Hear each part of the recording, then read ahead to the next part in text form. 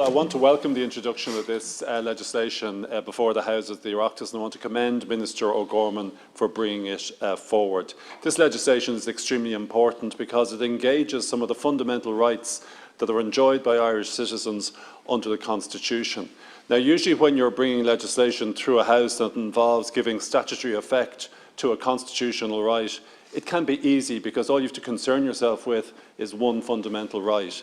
Here, however, it's very challenging, because what the Minister has to deal with are two conflicting fundamental rights.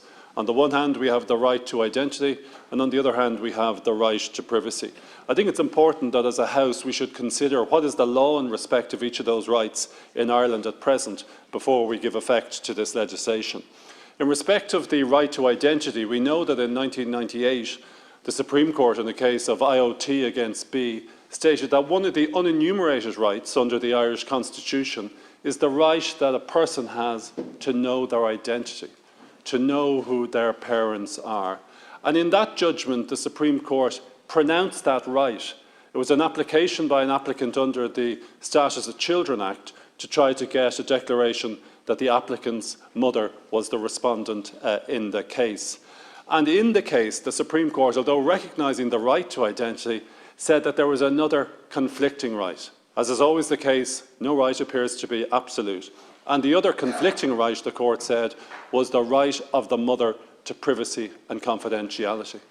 And that's how the Irish courts have dealt with it in 1998 in the Supreme Court. But the right to identity is also a big issue within the European context as well. And in 2003, the European Court of Human Rights gave a judgment in the case of Oireachtas against France, where a French woman challenged the very strict laws in France that operated to prevent individuals from gaining information about the identity of their mother or parents. And the European Court of Human Rights looked at it and said that under Article 8 of the Convention on Human Rights, one of the rights that we have is the right to identity, the right to know who we are. But similarly to the Irish Supreme Court, the European Court of Human Rights stated back in 2003 that that was a right that had to be balanced up against the equally strong right of a mother to preserve her privacy and her confidentiality. And in that case, the European Court of Human Rights stated that the Article 8 right did exist, but that it was not breached in this instance because the French government was operating within the parameters when it decided to have laws which were very protective of the mother's privacy. So, Minister, when you introduce this legislation, you're in the very difficult position that you have to try to balance these two conflicting rights. And I think we know that at some stage this legislation is going to be appraised by a court. And when that court comes to look at this legislation, it's going to look to see, well, what way did the Houses of Oireachtas balance those rights? What way did they give weight to the right to identity, but also the right to privacy? And that's why it is so important that we cannot just ignore one other right that exists here when we're balancing them up. I remember speaking to your predecessor, Minister Zappone, and I said to her, in my opinion, when you have those two conflicting rights, that the right to one's identity should trump the right to privacy. Now, that's a big statement, but I believe it is correct, and I think you have done that in this legislation. But the right to privacy doesn't become completely forgotten or eliminated. It is important that we recognise that the right to privacy still exists in respect of other individuals. If I wanted to find out information as to whether or not a woman had a child 20, 30 years ago and I had no relationship with that woman, I wouldn't be entitled to that information. That's private to her. But obviously the circumstance is different if I am her child and I'm trying to find out that information. So I think it's very important that we balance these conflicting rights.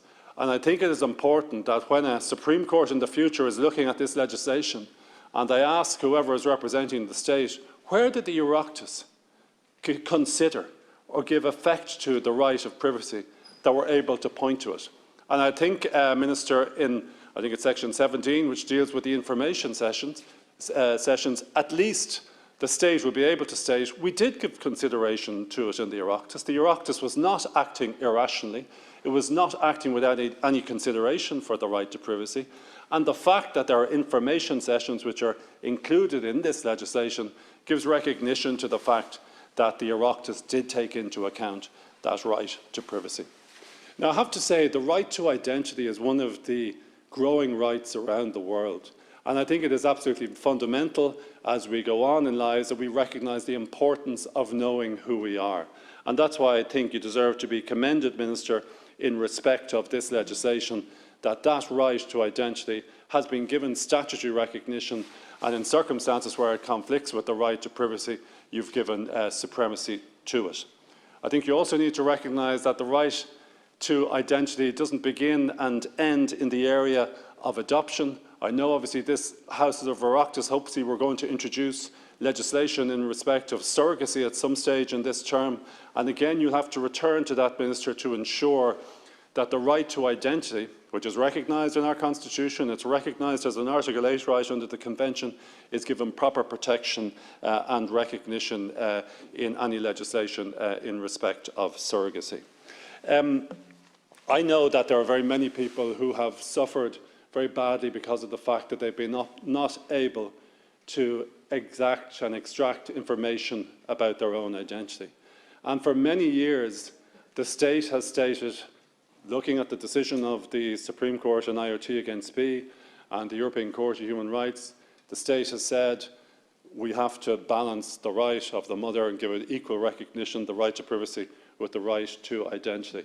And not only do I want to commend you, but obviously the legal advice has changed in recent times, and I think the Attorney-General deserves to be commended for giving what is broader and braver political advice in respect of what is permissible under the Irish Constitution.